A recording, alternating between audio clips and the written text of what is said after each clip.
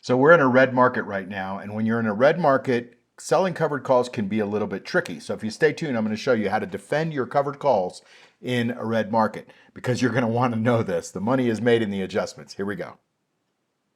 All right, everybody, it's Mark Yegi here. And listen, these markets are tough, and covered calls is all great and everything. But the issue is when covered calls go against you because the market is going against you, there are some things that you can do and maybe should consider doing to help your portfolio out a bit because hope is not really a strategy. And that's what happens is most people, they buy a stock, especially if they listen to a lot of other people that talk about covered calls. They buy a stock, they sell a call out of the money so that they have upside potential. But the problem is if the stock is moving down, like a lot of them are right now, that upside potential doesn't get realized, then you don't have any downside protection. That's why I teach an in the money strategy called the Fortress strategy, which I think is critical for downside protection. So let's talk about when to roll your positions and restore income during market declines. All right, so what is the anatomy of a red market? What happens during a red market? Well, you get stocks that go down, they start to trend down, they frustrate you, and then they bounce a little bit and give you a hope, right? And then you get a lower high, and then you have a continued decline.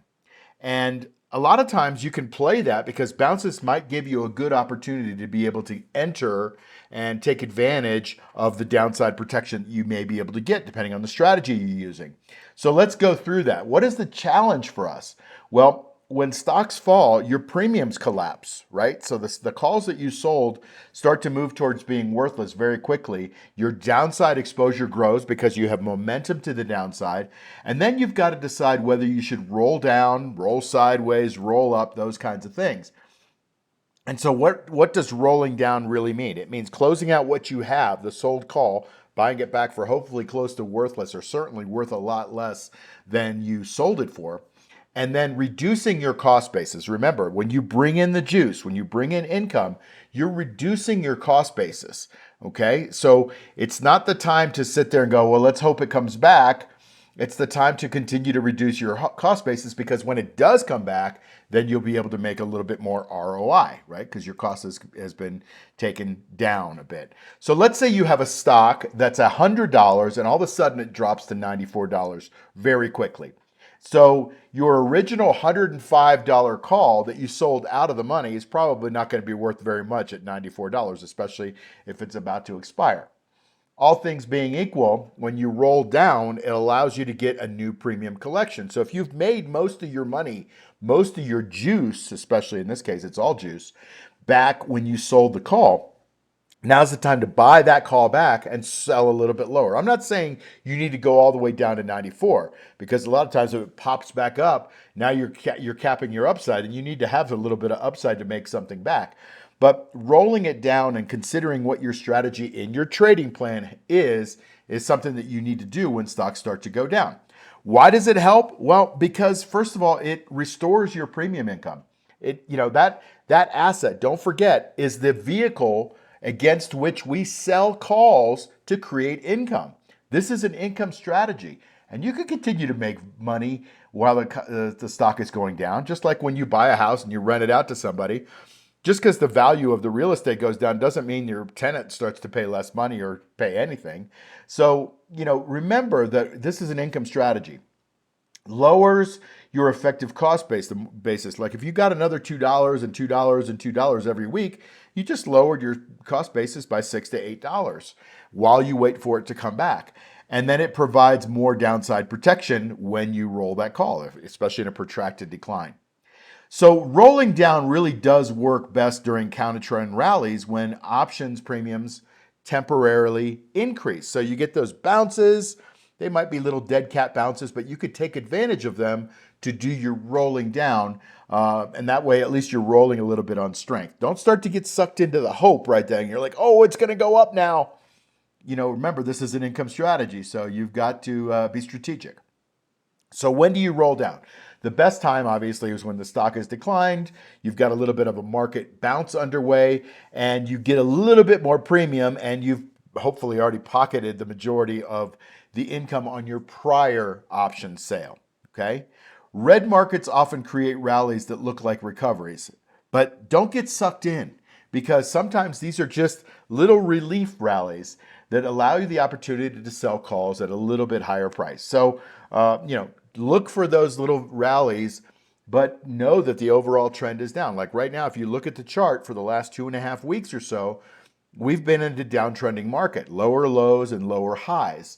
And so as those continue to establish themselves, we've got momentum to the downside. Now that these things always change and go back up to the upside. But the question is, when? You don't know. I don't know. And so you're looking for some temporary relief to get some income coming in while this downtrend is in place and while it's hopefully bottoming and then hopefully making a move up to the other side. And that process does usually take quite a bit of time. So during rallies, traders can sell calls too close to the money. And that way you sacrifice your downside protection.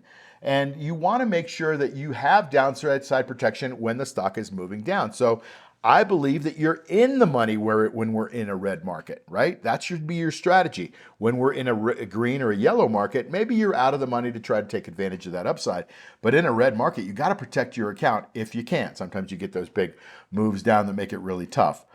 But you got to use some market bounces to reset your strike prices and restore that premium income. So let's kind of wrap this up here and talk about what the principle is here. Income investors got to defend your positions rather than hope for a recovery. Remember, focus on the juice, focus on the income. And the true defending your position, which I teach a whole strategy called defending your position, that defending your position happens slightly above the money. So if you have opportunity, you're in the money, the stock moves down, you're slightly above the money, and we still have a red market or a downtrending market, that's the time you continue to roll down and use that intrinsic value, that in the money amount, as your protection on the way down. Hundreds of my students have done this. Some of you have done it watching it on YouTube or Rumble or wherever you're watching this, but a lot of people do this and they swear by it because you don't know if the market's going to go up or down. When you look at a chart, it goes up and down and up and down. Even though maybe in an uptrend or a downtrend, it's always breathing, right? Up and down and up and down. And sometimes it can be a protracted downturn, and it's really painful to be able to hold the stock, especially if you're not making income. So try to defend those positions at the money. Here's kind of the bounce trap pattern. Right in this area is where you might think, oh, well, it's going to go back up, so I'm going to sell way up here out of the money at 100, when in fact the stock is going to continue to go down. Now, that's a big decrease. So use these little bounces, if you can, to sell your covered calls and bring in a little bit of extra income. So here's a quick example, and then I'll let you go on with your day. But your initial trade is your stock is at 100. You sell the 105s because you're using an out-of-the-money strategy. That's fine. You get $2. But the market drops to 94. Well, now the 105s are not selling for very much at all, maybe 20 cents. What, are you going to hang in this thing for another week or another few days to get 20 cents? So you can close out that call. And then if you get a bounce to 97, you can roll down, you buy back the 105 calls.